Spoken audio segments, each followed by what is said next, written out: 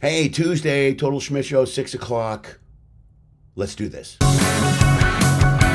Hey, tune in every week as I travel the world and I talk to entertainers from all over the world. A lot of writers, a lot of comics, a lot of dancers, a lot of singers, a lot of comics, a lot of producers, a lot of tech people, a lot of comics, a lot of piano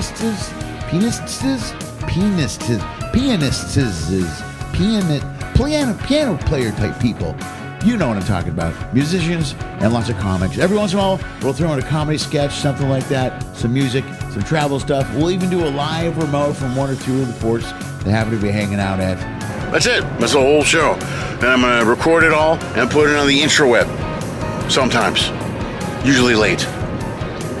Always late. Maybe. I don't know. And weekly? No. Maybe. Sort of. Either way, sit back, grab a beer, light a joint, and enjoy this week's episode of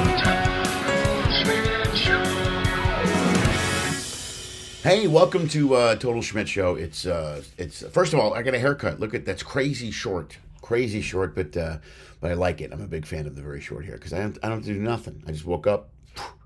I'm ready to go, ready to start my day. It's Tuesday night at 6 o'clock. Time for Total Schmidt Show. Thanks for being here. Today it's Glen Foster, who has been on the show before. Before we get to Glen, though, do me a favor, like this video. You know, I talk to entertainers as I tour the world. I talk to people that entertain live audiences just like I do for a living, and they built a career out of doing that. So I'm doing that tonight as well. Like the video before you realize that you don't like it, and then hit thumbs up.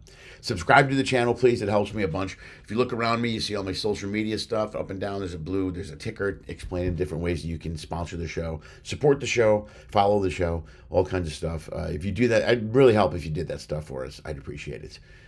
Cost you nothing, helps me out a ton. Glen Foster is here. This one, I was on the Freedom for a week and interviewed a whole bunch of people. Last week was Spike Davis. He was on the same cruise. And this is Glen Foster, was on that cruise as well. He's a magician, performer, also an agent. I like talking to Glen. Man, we cover a lot of stuff. He's also very smart tech-wise. This one's a little tech-heavy. We talk about some different camera stuff and some hard drive stuff we do when we travel, which is pretty cool. So if you travel and you shoot footage when you travel, Glen's got some great stuff he uses and items that he focuses on and brings with him. It's a great way to get caught up in some of the tech stuff out there. And laugh a little bit. So here's my talk with Glen Foster from the Carnival Freedom. Thank you. Oh, wait. Buckle up. We had a great podcast. So when I put yours up, the last one we did, we did one right when we launched. Yeah. I was in your cabin. Yeah, everybody's cramming that little cabin. Yeah. I hate doing them in the cabins, man. I know. You know how much video I have of me sitting in a cabin? A lot. Yeah, I'm tired of it. I was like, I was so happy when Sappy's like, you can use she put a sign up and everything. Oh. Yeah. So I'm like, I should have brought an extra light, but whatever. It's good enough. Still nice to be out here. You should have asked me, I have a portable light with me right now. Oh, that's all right. It's okay. Yeah. That's all right. You look fine. Okay. So how you doing, buddy? Good. Tired. Oh, yeah? That's it. Just tired. Just like I left you. I went back to the cabin and I just now woke up. Did you really? Good for you. I was able to take a nap. I was going to go to the gym, but I think I'm going to take a nap after I do Frank's thing. Yeah. Because I only slept like 3 or 4 hours last night. Yeah. Yeah. You said that. I don't know what it is. Maybe I'm just getting older. Well, it's all the travel too. Yeah, the travel time change thing was from Pride to Hawaii to back to Europe, Hawaii, Europe. That was my last 2.5 weeks. Oh, was it really? Oh God, that's brutal. Yeah, I was on the Pride 2 weeks ago. Then from there I got home. Then a day, and then they're off to L.A. to go to Hawaii, to Long Beach to take the Miracle to Hawaii, get the Maui, fly back home. Right. Get back, overnight flights. And then hey, can you come out here now? Oh, and you flew out day of here, right? No, 2 days before I tried to get here, but I had to recover. I was just out of it. Yeah. Well, I got all screwed. I slept all day that first day. I think it was like 7 at night. Yeah. No, it's all right. And then we gain an hour, or we lose an hour every day going back. Yeah, it's a lot of travel, man. Yeah. It's all right. Nice little setups you got here going. A bigger mic, different mics. Yeah, I got a different, it's more condensed. The other stuff, there's 2 mics, there's cords, there's an audio thing. Makes life easy. Yeah, this is good for traveling because then I can also carry this and not check a bag. Oh, nice. Yeah. So that's the big thing. Is like I can avoid checking a bag. I didn't want to check a bag on these runs. Yeah. For this one and then the next one that I'm supposed to do. This way, I'm home for a day. I don't even unpack. I just bag, go to the next shit. Nice. And then wash the clothes. That's great. Yeah. That's great for you. I wish I could do a show like that. Yeah, you got too much stuff, dude. Yeah, I need to downsize some of my stuff. Yeah, well, it's not even downsize. I just got to figure out how to not have to carry it in that case. Because I could probably do it where I could do my show working out of one of those little cubes, probably. The little pop-up cubes. Yeah. Really. That particular show I did. Yeah. Right. But, yeah, I don't. Just how much stuff do you carry with this you? time I had to bring 4. 4? Holy crap. All right. But also was because I had brought some stuff. I was working on some stuff right now, like some photography stuff, and just working on. I had like this little portable strobe that I have. That's the other thing is it's not just carrying around stuff for your show. I carry like when I edit stuff. I bring hard drives with me. I bring stuff with me. Well, the new hard drive I have now is really great. I have I think it's called a Cruiser. Yeah. It's Cruiser. It's 4 terabytes and it's this big. Okay. Like it's super tiny. Okay. It depends on what you got because I also record my shows in 4K. So that's 2 45-minute sets that are heavy on. That's a lot. Yeah. And then I typically record with my phone as well. Right. And I dump that. So, but that then there's this new one out that actually goes on the side of. Do you have for photos here like can you put like this? Can you put this straight in? Yes, I can. Yeah. So there's a new one that's a 1 terabyte that just sits in there flush. Right. So I love it. It's great. Yeah. But I do edit a lot of stuff. I use a lot of stuff from Motion VFX. But they're constantly upgrading all this stuff, dude. Which is, it gets better and it's more condensed and it's easier to carry. Right. And like now that I think this is a 10 terabyte thing. Yeah, see, that's a massive. That's a monster. One. Yeah. I'm trying to organize them better. I don't know. I've gotten better at organizing. Yeah. Like even now, it's still I get a little tough. I'll do a file and like, where did I put that file? So how long is a content like a let's say an hour or let's say a 45-minute talk or two guys or interviews or whatever? How much does that come out to? It comes out to I just started doing it. It's about 20. You know what? Because this camera, it's on here. I record that on HD and then I bounce it over. Okay. It's about 20 gigs. Oh yeah. Yeah. That adds up fast if you're doing 4 or 5 of these a week or more. Yeah. This is 20 gigs, and then I record this on the QuickTime. And then when I sync them together. Yeah. You know what I mean? And then the whole episode is whatever it is, whatever it comes out to. Right. You know what I mean? So it comes out less because I condense it and I burn it out into a YouTube video. Do you use Wondershare by chance? No, what's Wondershare? Wondershare is once you finish your video editing and you have everything like you like. Let's say it's 45. Let's say it's 35 gigs, right? Yeah. You can drop it into this software, Wondershare, and it'll take the same footage, audio. It'll keep the same, but then it'll condense it down to about 3 gigabytes. Okay. For uploading purposes. Is that an app or what is it? A program? Okay. You can pay for it for the one time for the rest of your life. It's like $120, but I've been using it for at least 15 years. Oh, dude, I gotta get that. Okay, I like that. Yeah, because I'm filling up let's check it out because they have a demo. You can check out the demo, see if you like it, see if it does. Like for example, one of the things I do is that when guys, as an agent, when they send me their reels and like say YouTube videos, I can copy that link and then come down and says downloader, and it will and you just paste it in there, and it immediately starts downloading that video. Right. And then I can then upload that to a Vimeo myself with their information, and so when I go to send stuff to agents, all their stuff's in one slot. Oh, okay. You can convert audio. There's all kinds of stuff you can do for it.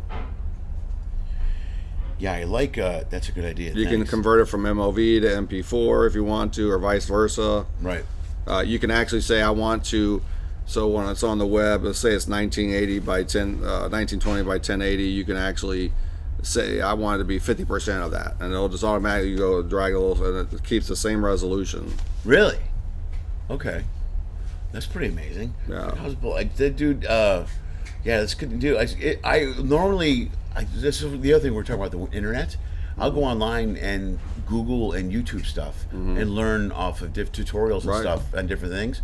But I can't really do that when I'm here. No. You know what I mean? Well, you can on certain cruise lines that you have good service. Yeah, like the I do celebrity is the best one for me. Yeah. Or Princess. Those two I'll spend all day online.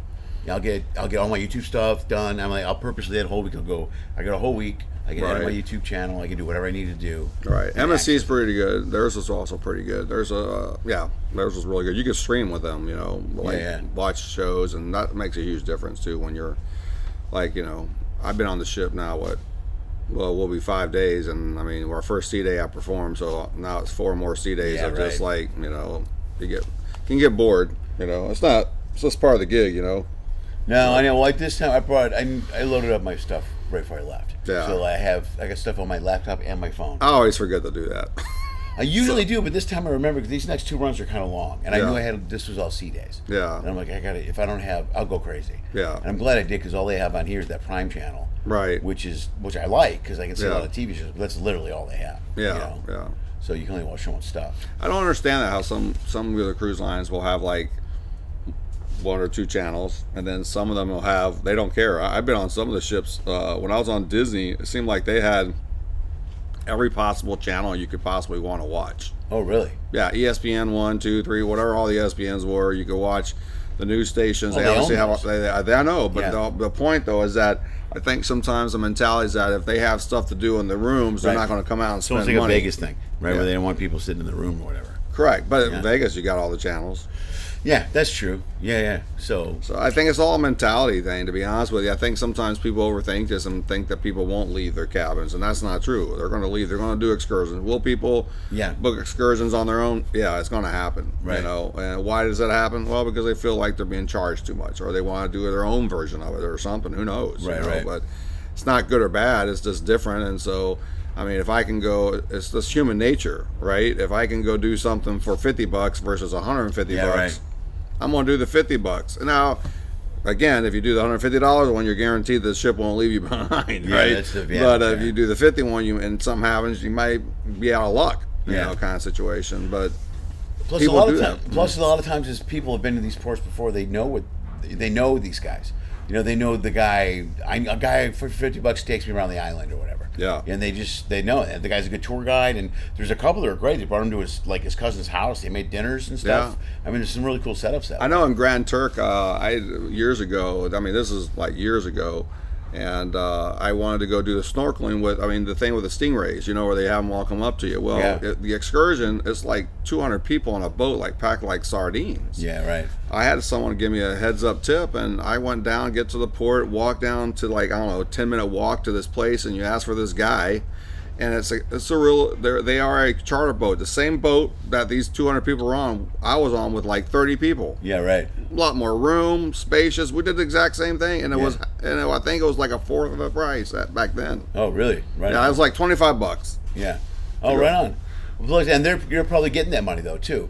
You know what I mean? Like an excursion, the line's getting a big chunk of that money. And the port. Right. Probably, I guess. The port agents as well. Fees on top of whatever else that guy's getting. So he'd rather take you out anyway and do his own thing. So that was nice. I've done that in Grand Turk several times. And the same thing in Cozumel. I got to go to a guy out there. It depends on where it docks, which dock it's on in Cozumel. Right. I'll go rent a Jeep for $50, man. Yeah. And I take it to the other side of the island, which is where they do all the Corona beer commercials. Got this great restaurant out there. It's got a great little place with all these little nooks and crannies. Oh, really? I've never been over there, bro. I've never been outside. Yeah. Yeah. I just rent a Jeep, and you got to know how to drive stick. Yeah. And then I love that. I miss the stick. So as you're facing how we dock, if you're facing the port, if they dock at the one where the Starbucks is at, the Starbucks. I don't know if you remember, but you got to do this walkway. It's just like a walkover. Yeah. And you got to walk around, come back out until you get. Yeah. There's one that's what do you call it? By El Three Amigos, which is the main car. That's not the one. It's more downtown. Yes. It's just correct. Yes. Correct. Yeah. So if you take that one, literally right there at that Starbucks, if you go as you're on the ship looking at that, you go to your left, there's a guy on the first corner there, right by the street, they have the cars, and I would always just go to him, became friends with him, and I'd rent a Jeep. Oh, Mr. Foster, $50, and here you go, give him the cash, and off you go, and it takes literally $5 to fill up. Right.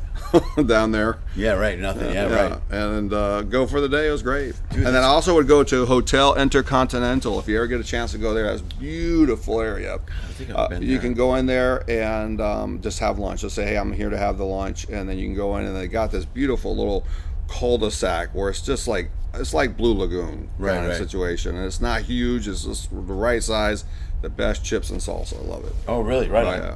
I've been to Hotel B. That's down there. Have you done that? I have not done that one. That one's good. They've got a whole, they got a whole huge ceviche menu, which is, I love ceviche. No. And it's like 2 pages of different types of ceviche. And it's one of the same deals where a lot of them, when you walk in, you drop $40 for the day, and then that goes towards your bill. Mm-hmm. So you can drink and eat whatever you want, and then whatever's left at the end, if you owe money, you pay on top of it or whatever. Well, I was listening. Have you been to Barbados recently? No. I was in Barbados, and the boathouse, if you ever go to the boathouse, it's $30 for crew members. So you show them your crew ID, they give you a card that has a $30 credit on it to buy drinks and food.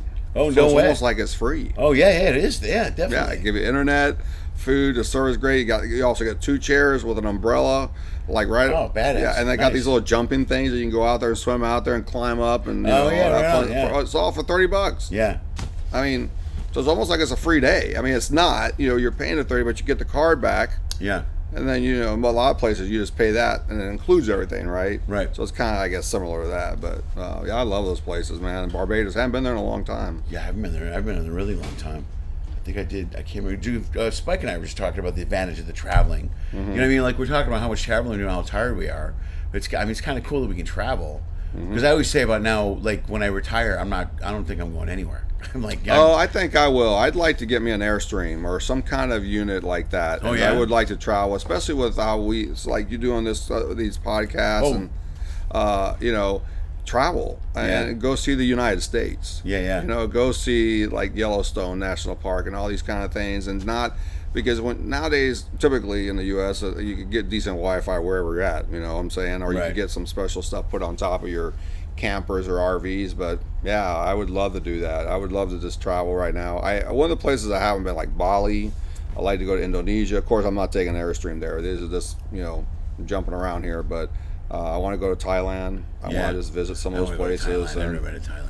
And the thing is that a lot of times people wait till they're 65 to live. You and I have had the opportunity and the blessing to live at our ages right now. Yeah, right. And so when we get to 65, we be like, hey, been there, done that. Have the certificate to prove it.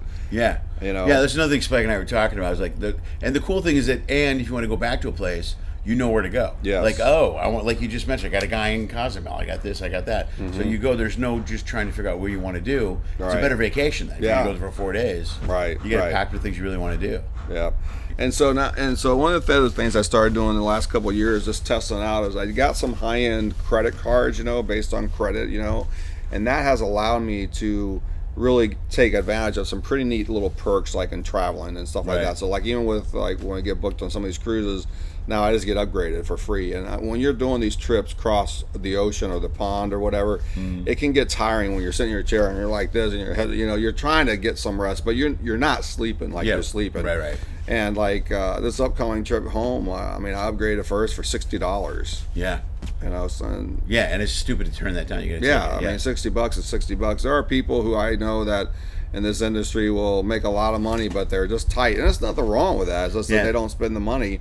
But we had dinner the other night. You guys had we had a bottle of wine, and we're just talking and having a fellowship, And sometimes we work so hard that you forget to sit back and enjoy the I don't know. I want to say the fruits of your harvest. Yeah, I guess. You got to live a little, man. I understand you want to budget and watch what you're doing, but if you're not I probably spend more money than I should, maybe. But I also believe that I'm out here traveling. I'm going to take advantage of it. Right. Like this is a great week for that. Like dinner the other night. Right. A lot of times I'm on ships with people I don't know. Right. And we don't have a bunch of other comics and entertainers, people who can hang with. So when you get there, fuck it, I want to go to dinner, man. Yeah. I want to sit down and have a nice dinner. Plus, you get to know people's personality. Or some people you may not even want to go to dinner with. You know. Right.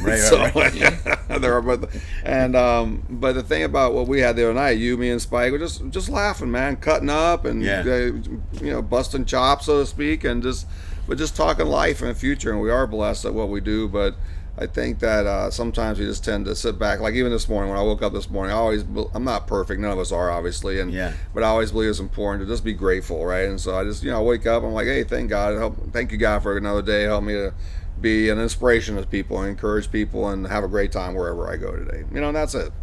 So get up, start your day, and try to encourage people, because especially on these cruise ships, you've seen it, Lenny, that these people during the pandemic, it was rough for a lot of these crew members. Yeah. Oh my God, we were talking about it at the party last night. Yeah. You know what I mean? It's so nice to have. They had a crew party last night. It's so cool to see those, see them have fun. Yeah. But then when COVID came back, man, it was basically like they called it work quarantine, right? And it was almost like prison. They worked and went to the cabin. And man, that just sucked the life out of so many crew members, man. They had to be brutal. I was with Lee, the cruise director, on the Mardi Gras when I remember, I'll never forget it. One of these girls came up to me that I had known, you know, because we get to meet people. People are like, "Oh, it's Glenn. How you doing?" And people, you and I, and like Spike the same way, and a lot of the acts. We are kind to people. Like, we go out our way to be nice to friends. Like Safi. You known Safi for years, and the way she treated you was just incredible. Because, hey man, how are you? It's been a long time. And so because you treated her well years ago, had you not treated her well, she would have been like, Graham, I don't want to deal with this guy. This guy's, you know, not nice. Right. And so, you know, part of us being able to give love to those people. So during the pandemic, I'll never forget, they said, this girl came up to me and was just crying. And I'm like, "Hey man, are you okay? You need a hug?" And she goes, her reply was, "I just want to get COVID so I can have 10 days off." Oh God, man. How sad is that? Yeah, right. That's and rough. Lee and I talked about that, and shortly after that, some things did start changing a little bit. Yeah. But that just means it was rough. They were working a lot of hours. They were working their ass off. And there was no crew parties. Right. But also the bars weren't open, the gym wasn't open. They couldn't do anything. They couldn't do anything. Right. Yeah. You know, it was basically just work. Oh, when we started back, I don't know if you had to do it as a comic, but as a variety act, because I had people on stage, I had to wear a mask. So I had to get used to putting a mask on, taking a mask off, putting a mask on, taking a mask off. So actually, and I did that for like 6 months, I think it was. Right, yeah. And then it wasn't until when I took the mask off, I almost got lost. Like, how do I perform without a mask on? You know, like, this is where I put my mask on. This is where I take it off. You know, it's built into your routine now. Yeah, like it's built exactly. Yeah, right. So yeah, because that was odd. You had to get used to doing that with a microphone and just on and off, and it just it's been interesting. There's so many weird little things we went through during COVID. Coming out of it, like having your own microphone, like with the comics, we had our own mic. Right. It was really careful about who had what mic, and like when somebody introduced you, they take their mic and you bring your mic up on stage. So you always had separate. You had separate mics. You know what I mean? You're so used to it. It was just weird. It was weird. It was just a weird dynamic. Yeah, I hope we never have to experience that again, but you never know. I don't know. I don't think we will. I don't know. I hope not either. I don't know if we'll go through another shutdown like that again. You know what I mean? I don't know. I don't know that the world can handle another shutdown like that. I'll be honest with you, dude. I've always talked about this too. Like, I'm curious to see moving forward how the lack of development for teens is going to affect us down the road. Because those kids lost 2 years of development. Figure from the age of 17 or 18 to 20, you lost those 2 years. Those are major. You learn a lot of shit then. Well, I hear this, anybody. I have 4 daughters, right. And my third daughter, her name is Isabella. Love her to death, and she was at the prime of her career in soccer. Like when she was little, she's right-handed, so she's right-footed, and she would just really kick a ball really hard. And when she was growing up, when she was like 7, 8, 9 years, I mean, from the little tot, I would not allow her to kick with her right foot. Okay. I made her kick with her left foot. Okay. Because what that inadvertently does is it makes your right foot stronger, no matter. And so, her next to last year in soccer at a major high school in the state of Florida, in Orlando, she took out 3 goalies. Like they literally had to take 3 goalies to the emergency room. Really? Like out. Like that. I mean, that's she how hard she kicked it. Like she laid these people out. Yeah. I mean, right. And so that was before COVID had just hit, and she had 5 or 6 college scholarships. Yeah. Looking at her. Yeah. And when COVID hit, that was her graduation year. Yeah. She had been the captain of her team, and I saw her go through a major depression in her life. Yeah. And which really, as a father, made me really sad. And you can relate because you have some kids as well, and girls, and because you want the best for your children, and it almost like life got sucked out of her because they couldn't have their high school graduation. Yeah.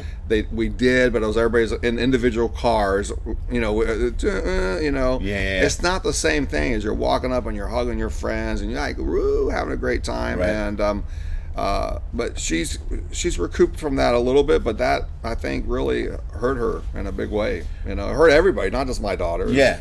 Hundreds and thousands of people, maybe millions. That athletic thing I thought about before, because there's kids that have lost careers because of that COVID thing. And I didn't think about, you don't think about the emotional impact it has on that when your whole life is building toward that goal. Yeah. And suddenly you're not, the opportunity is just taken away from you. And you can't get it back. You know what I mean? Well, okay, so you can get a scholarship to say go to the University of Florida, but you can't play soccer because the school's not open. Right. Yeah.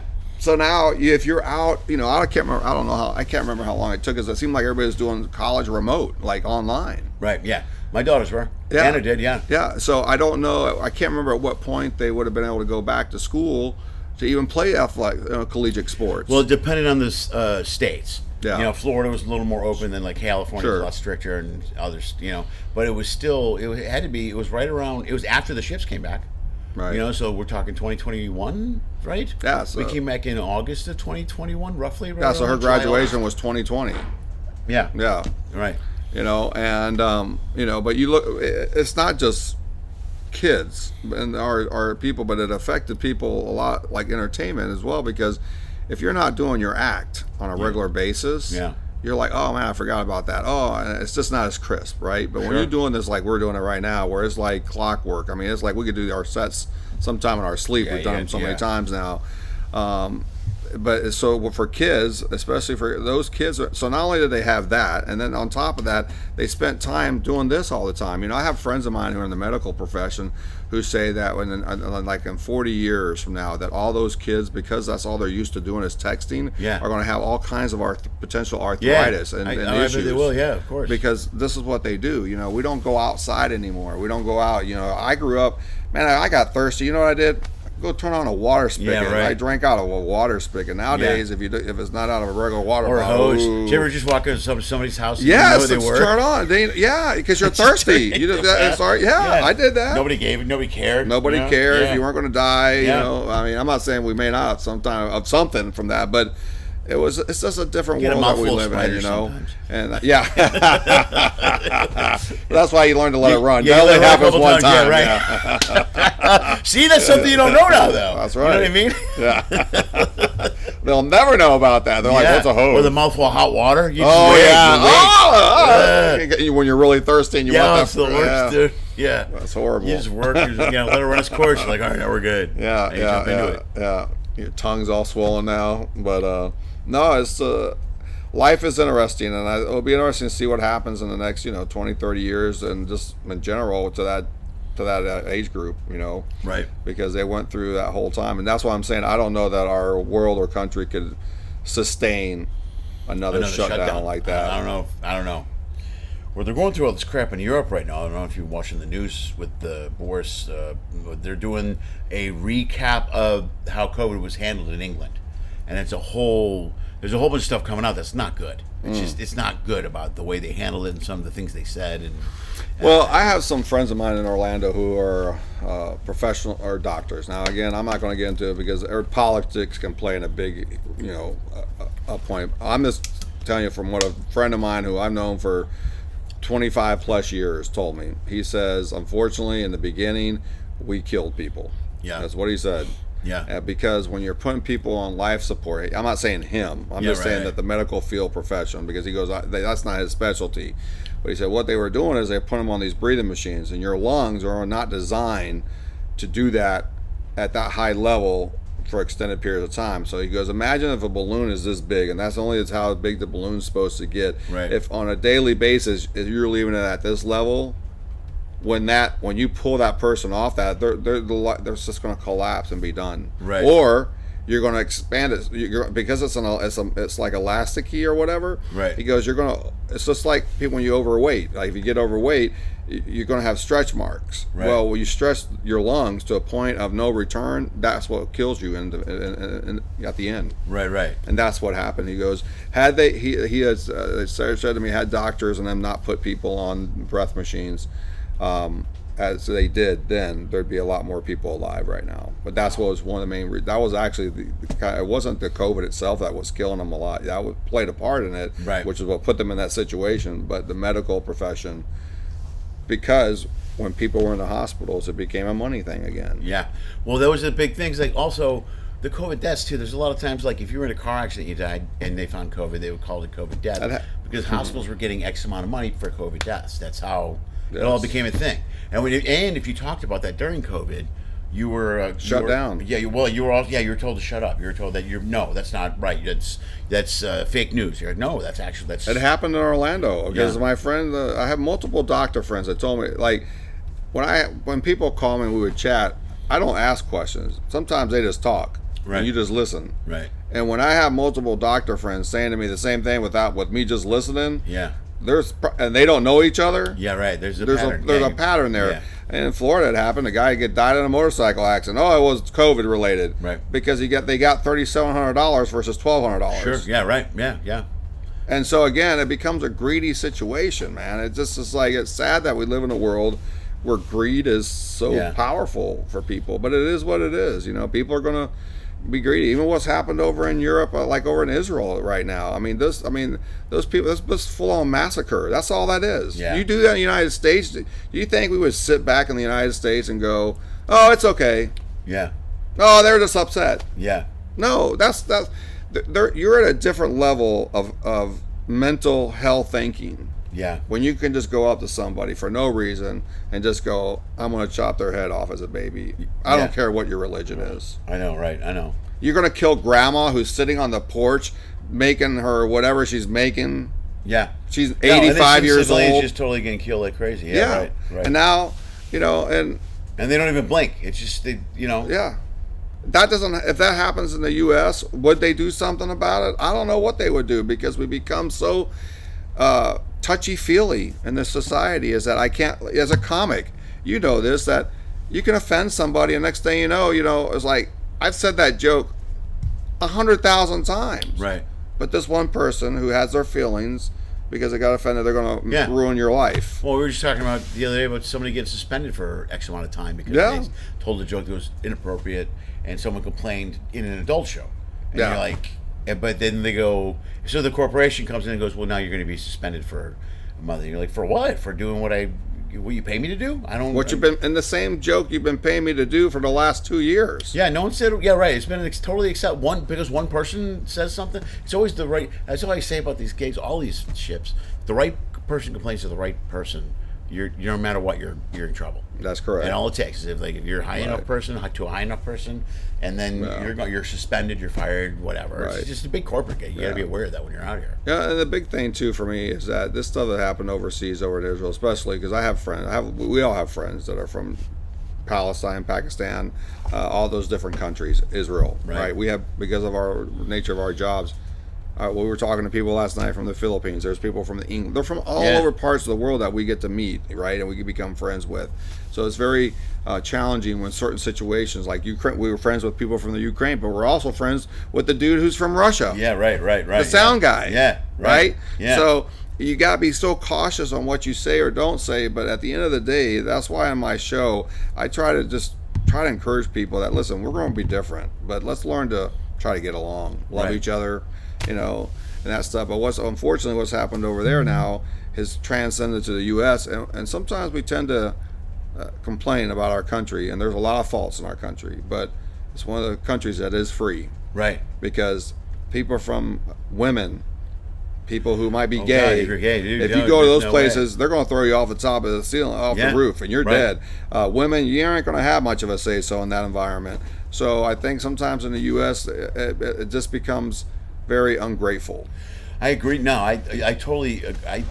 You know what it is that we're so sheltered here. we don't see the devastation firsthand like they do in some other countries, and you become so disassociated with it that you don't understand. You go, well, just do this, and you go, no, just do that. You can't just do that. You can't. But the point you bring up about the women is a great example, because they'll complain about that. Because if you're in Saudi Arabia or something like that, you know what I mean. There's no trans. There's no, you can't be gay. If you're one religion will kill another religion just because of the woman looks at someone the wrong way, and you forget about the freedoms that we have here. We're spoiled here. I mean, we just hasn't been. Well, 9/11 was the last time we had something major happen in this country. There was one instance. I'm not belittling it in any way, but one thing that happened on one day. But there's stuff on the other countries. You learn talking to these crew members, man. So I like working cruise ships. Again, it's something we talked about with Spike, crew party or crew bar. Man, sitting around talking to people from other countries, you learn so much more about the world. It's a history lesson sometimes. Yeah, and you learn that a lot, and you kind of learn we actually have a lot more in common than we don't, and you can get along a lot easier. I mean, most of the hate and anger I see in the news and in the real world on a ship, you think about it. There's people from every different religion and culture on this ship. And they all get along. They're hanging out in crew bars, and everything's fine. There's no arguments, none of that. Right. Well, one of the things about that is that if, especially to your point, I think a lot of times that if we could learn to do what you just said about getting along with different people from different cultures like they do on the ships, it'd be night and day in this world. But that's not the reality of the world that we live in.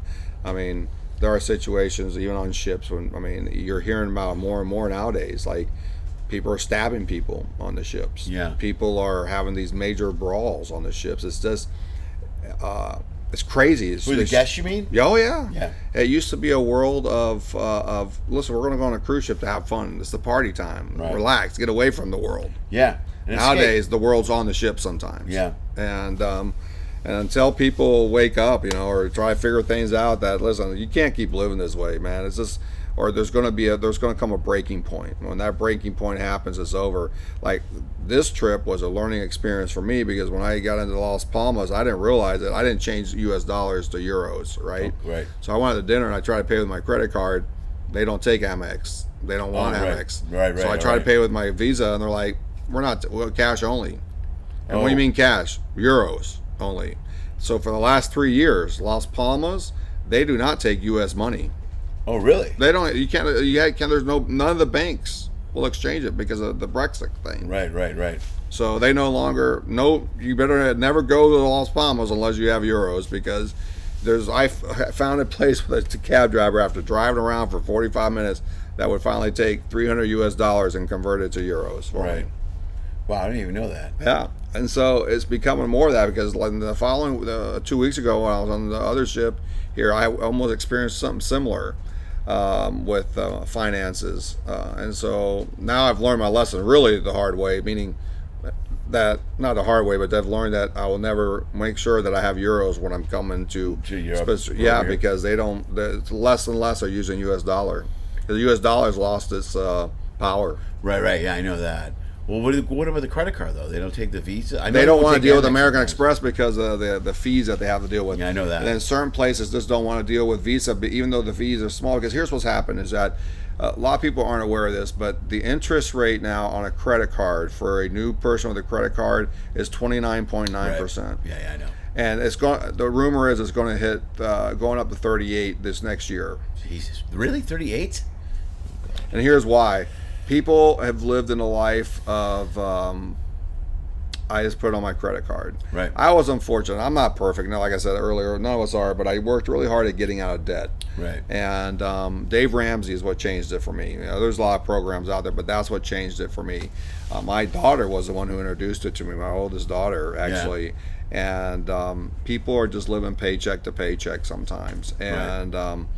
You think about on $100, if it's 38 for so $100 you spend that item, you just spend $138 before you just pay it off. Right.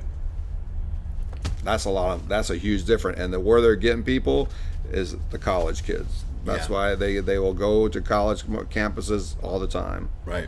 And that's their big market. And it's not just them. And then they roll into the parents and people who are just trying to live above their means. And it's sad. because you and I are blessed and fortunate to do what we love. There are a lot of people in this world that don't do what they love. They just have to do something. Right.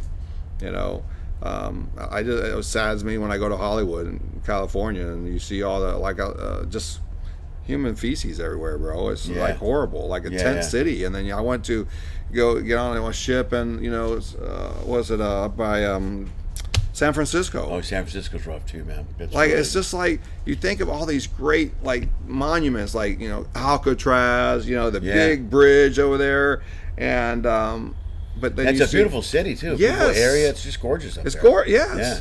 And the weather, I love the weather in the California area. It's fantastic. But then you go, man, these people are just living it's just sad, to be honest with you. Yeah.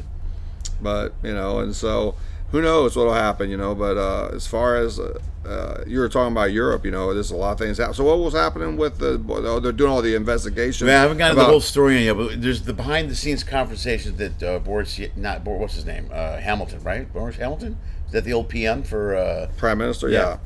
I think so.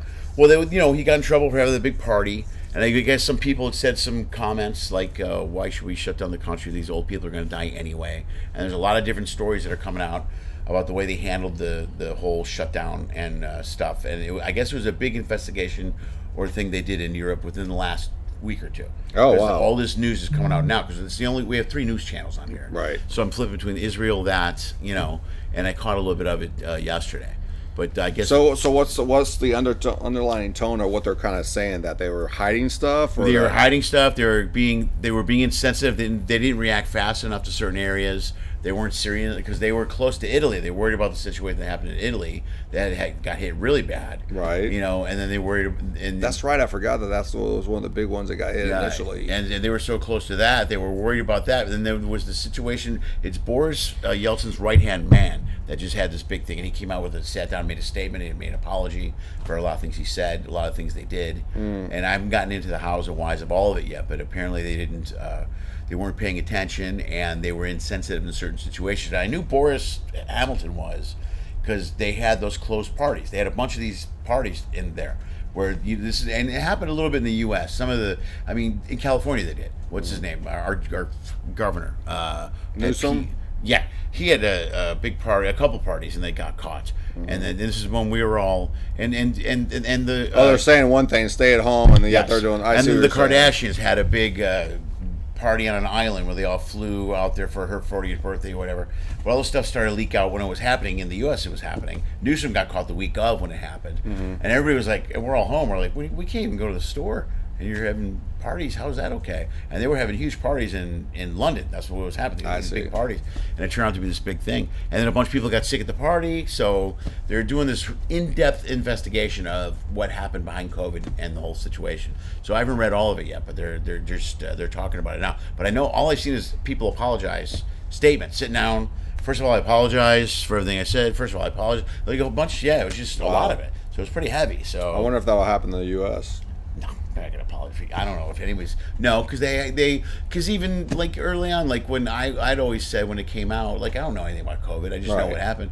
But I always believed, I really think it came from the lab in China. That's what I said early. And now I live in LA, and my friends are very hard left, and they're like, you can't say that. That's racist. It's out of line. It's wrong. It's not. It was. But as time went by, the news that's come out it did come from a lab. Most of the news, but. They don't report that it's not coming out on CNN. Right. That's on page 9, and it's coming out in small little statements here and there. Right. Nobody's stepping up to go, well, here's what happened, or here's what we did, or we were wrong about this. You're not hearing even Fauci. There's a lot of things that Fauci had said during that he was incorrect about, and he, from I understand, to dig deeper, it was a result of some of the research that he was doing in the lab, or that he approved in the lab. So he was a big part of why COVID happened in the first place out of the lab. Yeah. When for the whole time they had said, well, no, it's from the wet market and it's a bat and whatever it was. Right. I can tell you, I have, again, a lot of these friends in the state of Florida. Just they're not. I don't know if it's because it's Florida, because most of these guys, friends of mine, are left, lean left, but they don't have very much respect for Fauci and what he said, and so I just think that I feel that it's very difficult to trust the government and what they tell us, and the politicians. Listen, I agree with you on that 100%. When you got people like, for example, I'm not throwing rocks at this person, but when that whole situation took place in Israel, and you got this person up there pro-Palestine who's in our Congress, that lady. Oh, listen, send her back. Yeah. You know what you think is so great here or so horrible here? You should go back to your country then and see how things go for you. Because it's not, listen, they've been fighting for thousands of years. And Israel's been defending themselves for thousands of years. And listen, I understand that Israel's probably did things that the Palestinians that were wrong and vice versa. But you cannot just go, here's a sticker, let's label this. And you can't condone murder. Right. I'm sorry. It's one thing. Listen, I understand when it's military people fighting military people. This is not the case. No. This is civilians. No, this is murdering civilians. That's the initial. All of it is horrible. That initial terrorist attack that they came in on that Saturday, killed all those 200 and some people at a festival. Yeah, and it was just, dude, they just killed. I mean, did you read some of the stories? Were horrible. Yeah, I know. The family that burned alive in their house. You know what sticks in my head the whole time is that girl on the motorcycle. Yeah. I wonder if they ever found her. Yeah. Right. That girl's a beautiful young lady. Had her life ahead of her. Yeah, I know. And the thing that hit home the most to me is that girl resembled my daughter. Oh, really? So my daughter wasn't like her, but like there was features with her long hair, and I just thought that could have been my daughter. Yeah, right. No. Who loves to be free, right. Who loves to be out there camping and enjoying life and enjoying music, and that could have been her. Right. This is horrible. It's beyond terrible. And you're at a different depravity of humanity. It's almost as satanic. I'm going to use the word satanic here because, listen, we get angry sometimes as humans. There's one thing to be mad and angry. There's another thing to go, you're a baby, I'm just going to kill you. You're a teenager dancing, having a good time, I'm just going to kill you. Yeah. You're an old lady, I'm going to burn down your house and drag you out by your hair and, Right. and then decapitate you. And that's not even humane, bro. I know. If you did, would that happen in the U.S.? No. And if it did, what would happen? Right. Would there be people like, well, he had a right to express his thoughts? Right. Probably. Yeah. I can't believe they even exist. I can't believe that type of evil exists. It's hard for me to. I mean, you look back over history, and I understand it, but it's just so fucking morbid. It is. It is terribly morbid. It's absolutely insanity. And like you said, it's been thousands of years they've been having this fight in the Middle East. You know, and of course, it's all been since Esau and Jacob. If you go, listen, people don't. I understand people have their views and opinions about the Bible, but and it's just a book or pages, and that's fine. But at some point, here's the thing: if it happens to be true, then a lot of us have been deceived, right? Yeah. Because it all starts with Esau and Jacob with the birthright. That's where it all started. That's where that battle. If you go back and do the research, that's where the battle started, and it's been that for a long time. It's all been about possession. Yeah. And this is what we're talking about now. It's still about possession of property. Right. It's been happening since then, 2,000 years ago or whatever. And but it's not going to stop. They're just going to continue. Yeah. You know, because they're not going to stop. So it just depends on what. Listen, I had the opportunity to work at Liberty University with Jerry Falwell. One of the things about Jerry Falwell, he was a Southern Baptist pastor, and I was his makeup guy. So I'd have to go and put makeup on his face for 2 years. And he had a 6 o'clock morning time. One of the things that Jerry taught me one time is that a lot of times in the world is that, because he was very anti-abortion. He had a lot of that kind of stuff in his thought process.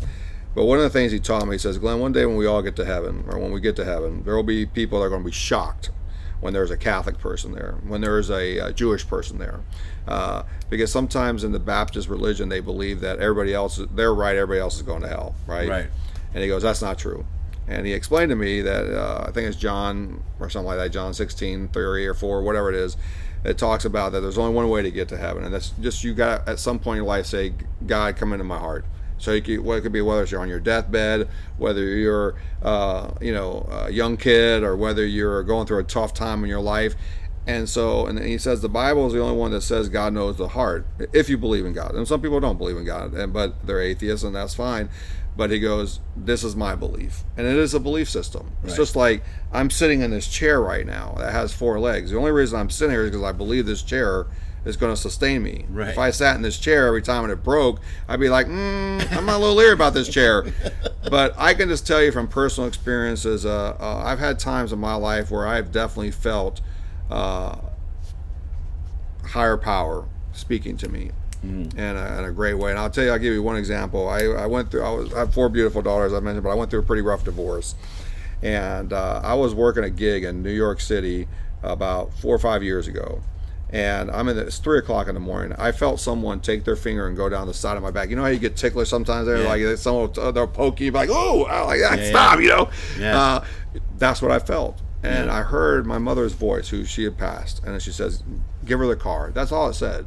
3 days later go by, I'm sleeping again. At about the same time, I feel that same, like it literally woke me up out of a dead sleep. It says, give her the car. And I didn't understand. And then that day, that second time, that next day, I get a call from my ex-wife telling me about her car broke down. And that's when the 2 pieces came together. Okay. When I got back from that run, I ended up giving my ex-wife a $12,500 car. That's what it was worth. I said, I don't know why I'm supposed to do this, but I'm giving this to you. Right. I had no car now. Okay. So you just gave her the car. I just literally went to the DMV. She had to give me a ride back to the house. Right. Because I had no transportation now. Right, right.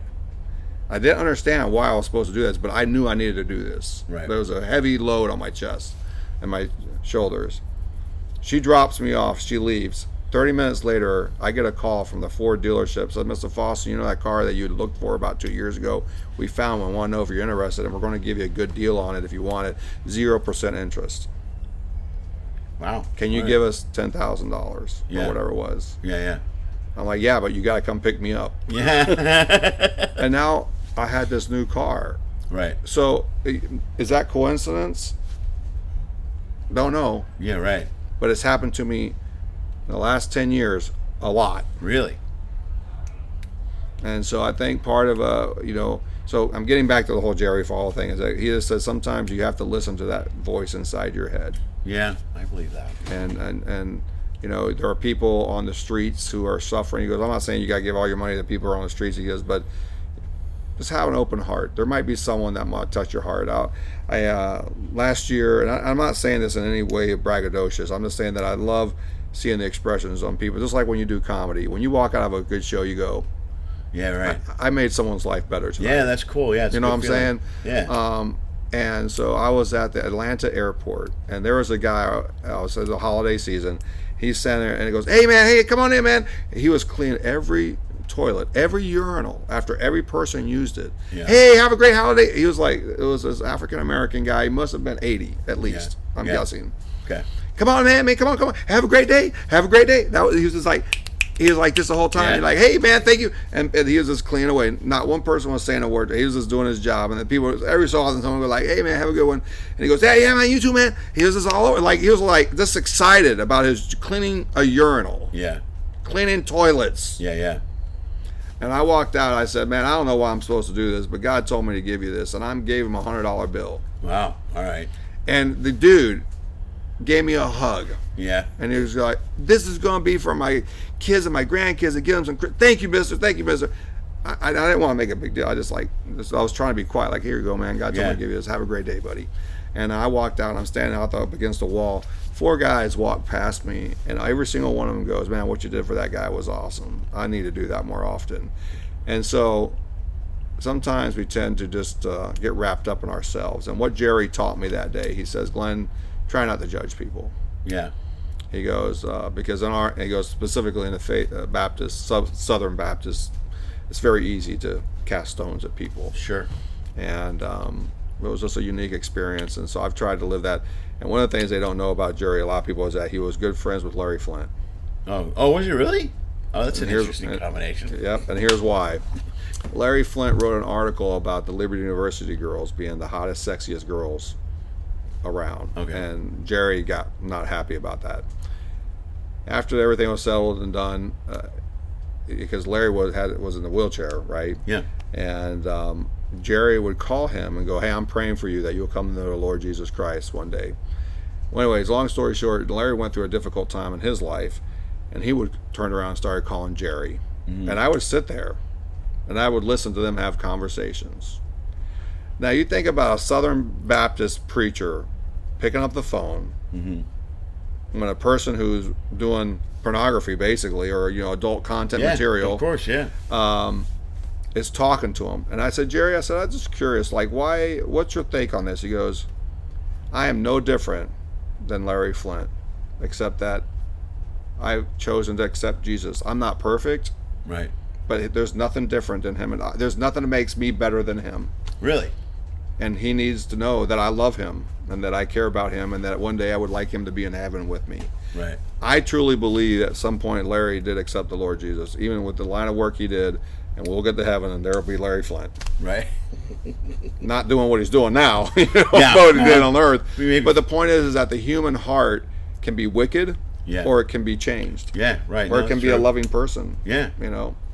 So that's just, it was an interesting experience in my life, and my dad and I talked that to this day about how much that impacted me as a young person. Yeah. Because it made me look at people in different lights. Well, that's significant that he would say that they're the same. You know what I mean? Like, I never knew that about Jerry Falwell. I always had a different view of him. Everybody did. Yeah, and for him to say that he's the same as Larry Flynt, because he is. You know what I mean? And not judging people is such a huge statement also, because we tend to do that. We tend to look at other people, compare ourselves to other people, and judge. As opposed to, and it's easier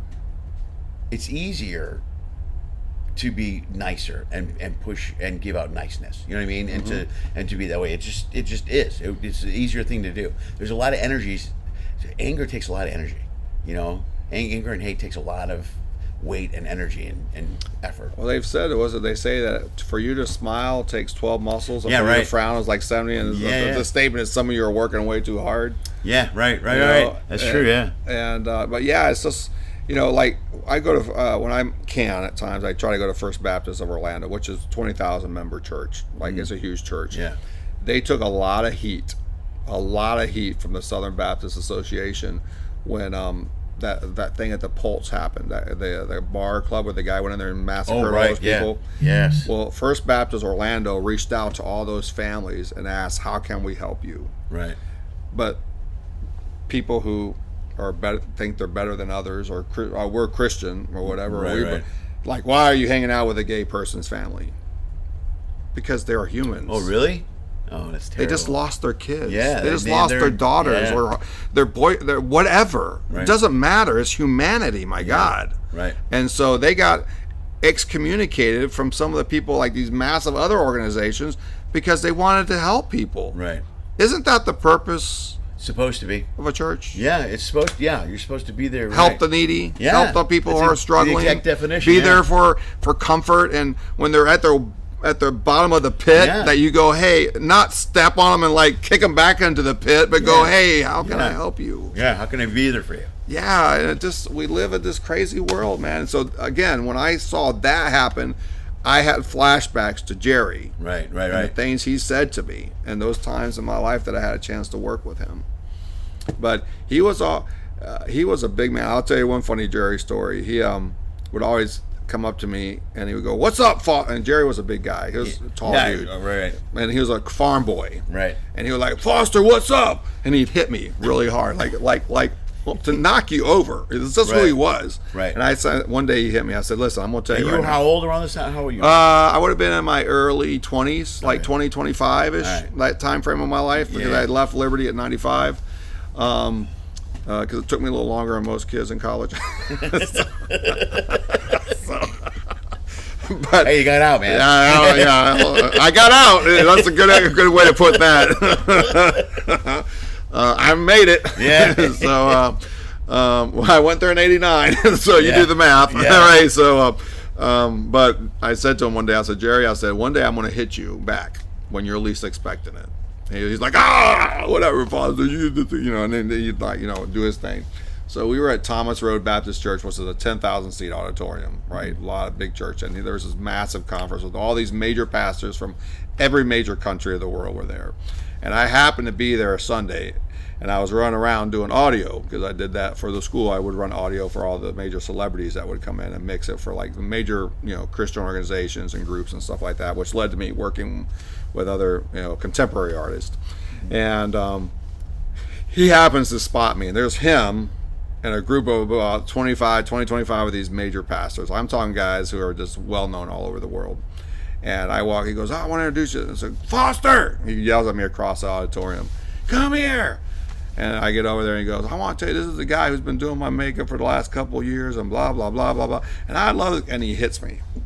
I turn around and I just go, bah! And I hit him in front of all, dude, 25 passers go like,